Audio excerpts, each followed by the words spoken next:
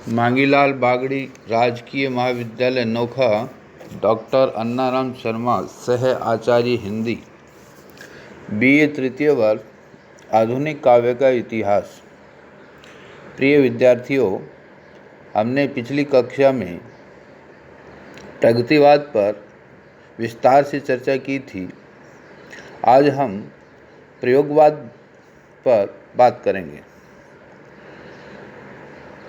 प्रगतिवाद और प्रयोगवाद दोनों ही यथार्थवादी काव्य आंदोलन है, लेकिन दोनों में अंतर भी है। प्रगतिवाद जहाँ भौतिक यथार्थ को अपना लक्ष्य बनाता है, वहीं प्रयोगवाद आंतरिक यथार्थ को या मनोवैज्ञानिक यथार्थ की ओर अधिक उन्मुख रहा। जहाँ प्रगतिवादी कवि की भाषा और शैली अधिक ठोस और उपयोगिता की ओर उन्मुख है, वहीं प्रयोगवादी कवि की भाषा अधिक संकेतात्मक है और अधिक आत्मतोषी है। दोनों में मूलभूत अंतर है। प्रयोगवाद 1943 में अज्ञेय के संपादकत्व में तार सप्तक काव्य संग्रह के प्रकाशन से प्रारंभ हुआ।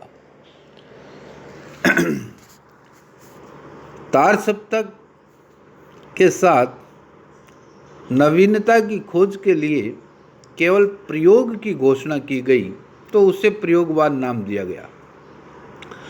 दूसरे सप्तक में अज्ञेय ने ये स्पष्ट किया कि प्रयोग अपने आप में साध्य नहीं है, इष्ट नहीं है, अपितु साधन है। वह दूसरा साधन है। एक तो वह उस सत्य को जानने का साधन है जिसे कवि प्रेषित करता है, और दूसरे वह उन साधनों को जानने का साधन है। इस प्रकार प्रयोग का तात्पर्य अज्ञेय ने साधन के रूप में लिया और वह सत्य को जानने के साधन के रूप में स्वीकृत हुआ। लेकिन व्यावहारिक धरातल पर कविता प्रयोगों में ही सिमट कर रह गई और प्रयोग मुख्य हो गए और इतने प्रधान हो गए कि उसमें भाव तत्व बिखरता चला गया, गौण होता चला गया। 1954 में जगदीश गुप्त एवं रामस्वरूप चतुर्वेदी के संपादन में इलाहाबाद से नई कविता पत्रिका का आरंभ हुआ और उसी के साथ नई कविता प्रारंभ हो जाती है। तो प्रयोगवाद मूल रूप से तार सप्तक एवं द्वितीय सप्तक, इन दो काव्य संग्रहों या सप्तकों पर आधारित काव्य आंदोलन है। तार सप्तक में 7 कवियों की काव्य रचनाएं संकलित है।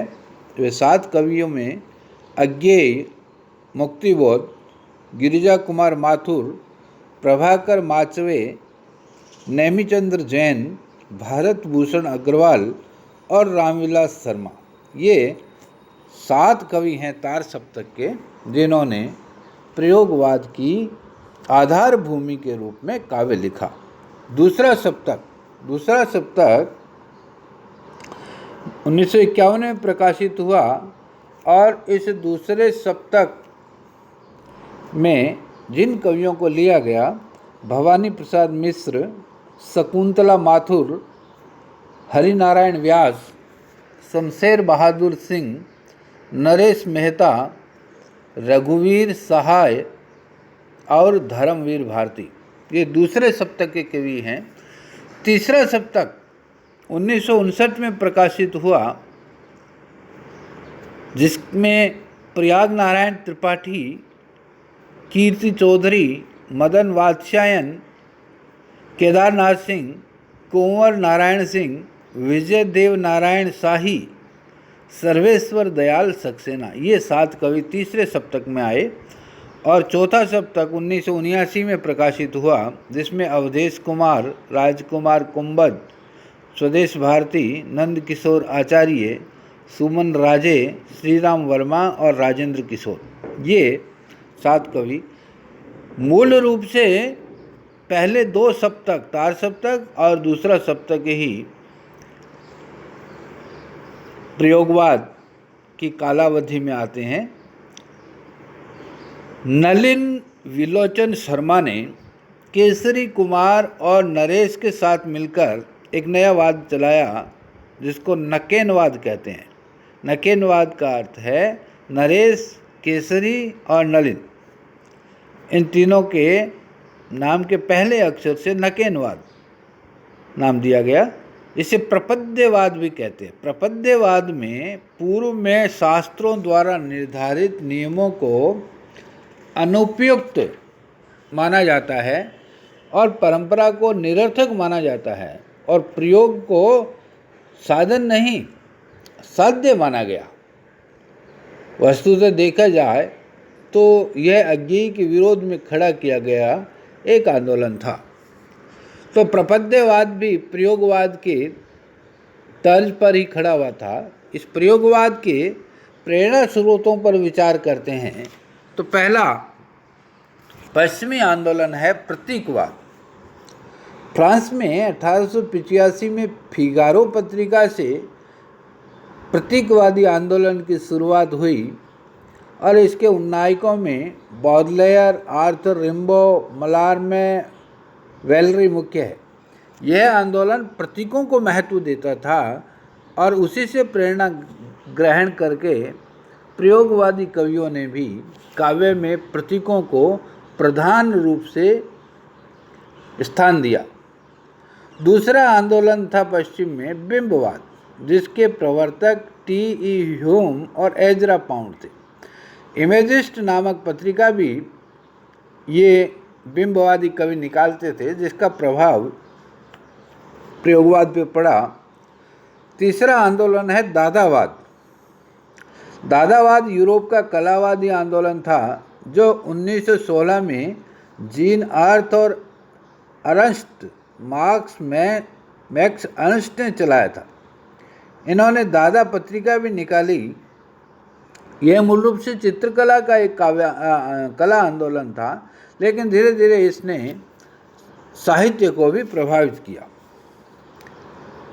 चौथा आंदोलन था अति यथार्थवाद, सुररियलिस्टिक प्रवृत्ति। 1920 के आसपास आंद्रे बेटन ने मनोविज्ञान के आधार पर अति यथार्थवादी आंदोलन का सूत्रपात किया। यह अति यथार्थवाद बाह्य यथार्थ की अपेक्षा भीतरी यथार्थ को महत्व देता है, मनुष्य के अंतर्मन को अधिक महत्व देता है। पांचवा आंदोलन है अस्तित्ववाद। अस्तित्ववाद मूलतः डेनिश विद्वान सारेन किर्केगार्ड के द्वारा प्रारंभ किया गया। फ्रांस के जांपाल सार्त्र, नीत्शे, मार्टिन हेडेगर, अल्वेयर, कामू आदि के विचारों से यह आंदोलन पुष्ट हुआ। यह केवल दृश्यात्मक वस्तुओं का अस्तित्व मानता है। अस्तित्ववाद मनुष्य के अस्तित्व को महत्व देता है, मनुष्य की भावनाओं को महत्व देता है, मनुष्य की चेतना को महत्व देता है और मनुष्य की चेतना से इतर जो प्रत्यय या सत्ताएं हैं उसको महत्व नहीं देता। इस प्रकार ये प्रयोगवाद पश्चिमी काव्य आंदोलनों और कला आंदोलनों की देन था और इसका प्रभाव हिंदी साहित्य में धीरे धीरे समग्र साहित्य पर परिलक्षित होता चला गया। प्रयोगवाद की काव्य प्रवृत्तियों पर जब हम चर्चा करते हैं तो सबसे बड़ी या सबसे प्रधान जो प्रवृत्ति है वह है व्यक्तिवादी चिंतन। प्रयोगवाद की चेतना व्यष्टि चेतना है। प्रयोगवाद व्यक्तिवाद के दो सीमांतों के बीच फैला हुआ है। एक सीमांत है मध्यवर्गीय परिवेश के प्रति मध्यवर्गीय कवि का असंतोष, और दूसरा सीमांत है जन जागरण से डरे हुए कवि की आत्मरक्षा की भावना। दो चीजें हैं, पहले मध्यवर्गीय परिवेश के प्रति कवि का असंतोष, और दूसरा है जन जागरण से डरे हुए कवि की आत्मरक्षा की भावना। यह चरम व्यक्तिवाद ही प्रयोगवाद का केंद्र बिंदु है। जिस औद्योगिक विकास ने मध्य वर्ग को जन्म दिया और कवि को संवेदनशील अंतर्दृष्टि दी, उसी औद्योगिक विकास ने संपूर्ण समाज में निर्मम आर्थिक संबंधों की भी सृष्टि की, जिसमें कवि की स्थिति दयनीय हो गई।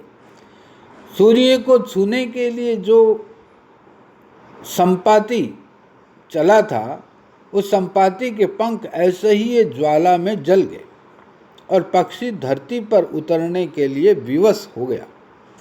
कवि को वास्तविकताओं का धरातल चुभने लग गया। उसकी स्थिति ग्रीक पुराणों के आइकेरस की सी हो गई, जिसने उड़ान तो ऊंची भरी थी, किंतु उसे पता नहीं था कि उसके पंख मोम के बने हुए हैं। इत्तेलम संग्रह के आरंभ में अज्ञेय ने बादलेयर की आइकेरस का विलाप कविता को उद्धृत भी किया है। अज्ञेय ने अनुवाद करते हुए लिखा है, किंतु मेरी भुजाएं टूट गई है, क्योंकि मैंने उनकी परिधि में मेघों को बांध लेना चाहा था। पहले तो कवि ने सामाजिक अनुपयोगिता के विरुद्ध अपनी उपयोगिता सिद्ध करनी चाहिए, किंतु जब इसमें उसे सफलता नहीं मिली तो तोषप्रद सामाजिक स्थिति के लिए उसने प्रयास किया, किंतु उसे इसमें भी सफलता नहीं मिली। अंत में वह परिस्थिति के भीतर ही अपने लिए एक संतोषजनक परिवृत्त गढ़ने के लिए बाध्य हो जाता है, किंतु इस स्थिति में उसका फिर मोहभंग होता है। उसने अपने को विस्थापित, निनघरा, निंजड़ा, उखड़ा हुआ अनुभव किया। इस निजड़ेपन को अज्ञेय ने नदी के द्वीप प्रतीक से व्यक्त किया है। उनकी बहुत प्रसिद्ध कविता है, हम नदी के द्वीप हैं, हम धारा नहीं हैं, किंतु हम बहते नहीं हैं, क्योंकि बहना रेत होना है। जनजीवन के सामूहिक जागरण से असंपृक्त रहने के कारण अपनी सीमाओं को तोड़ने का सक्रिय प्रयास न करके कवि अपने स्वयं की गुफा में पीड़ा के मणि खोजता है। यह पीड़ा या वेदना प्रयोगवाद में एक दार्शनिक स्तर पर अवस्थित है, जिसमें अस्तित्ववादी व्यष्टि चेतना की भी छाया है। दुख सबको मांझता है और चाहे सबको मुक्ति देना वह न जाने, किंतु जिनको मांझता है उन्हें यह सीख देता है कि सबको मुक्त रखे। इस प्रकार का दुख के प्रति एक दार्शनिक वातावरण पूरे प्रयोगवाद में हमें दिखाई पड़ता है। इस अस्तित्ववादी दर्शन का मोह प्रयोगवादी कवि अंत तक नहीं निभा सके और प्रयोगवाद का अंत आते आते यह मोह छूट गया। अब वह द्वीप को पंक्ति में लाने की सोचने लगा। यह द्वीप अकेला स्नेह भरा मदमाता, इसको भी पंक्ति को दे दो। इस प्रकार प्रयोगवाद प्रधानतः व्यक्तिवाद का ही उच्चार है। उसमें वैयक्तिक कुंठाएं ही प्रमुख रूप से अभिव्यक्त हुई है।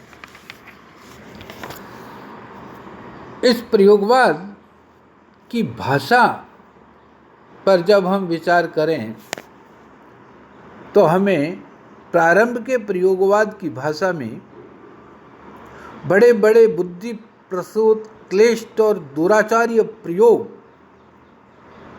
दिखाई पड़ते हैं। अज्ञेय के जो शब्दावली है वो तत्सम शब्दावली है। निविड़ांधकार, आसन्न पतन, ईषत्कर्ण, अस्पृष्ट आदि ऐसे ऐसे शब्द उन्होंने प्रयोग में कविता में लिए हैं जो सामान्य रूप से दुरुचार्य है।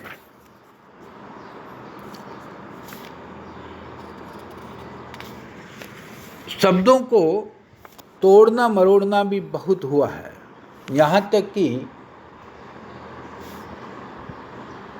संख्याओं का प्रयोग भी कविताओं में किया जाने लगा। प्लस माइनस, ऋणात्मक और धनात्मक चिन्हों का प्रयोग जब कविता में होने लगा तो कविता विज्ञान के अधिक निकट आती चली। इन कवियों ने उपमानों की नवीनता पर बल दिया, क्योंकि उनके अनुसार नए लक्ष्य को परंपरागत अप्रस्तुतों द्वारा अभिव्यक्त नहीं किया जा सकता। दूसरे, नए अप्रस्तुतों की ताजगी नए बिंबों की सृष्टि करती है। ये साफ लिखते हैं, ये उपमान मेले हो गए हैं, देवता इन प्रतीकों के कर गए हैं कूच। और एक नया बिंब उभरता है, तुम्हारी देह मुझको कनक चंपे की कली है। इस प्रकार प्रयोगवादी कवियों की भाषा में प्रयोग प्रधान रूप से मुखरित होते हैं।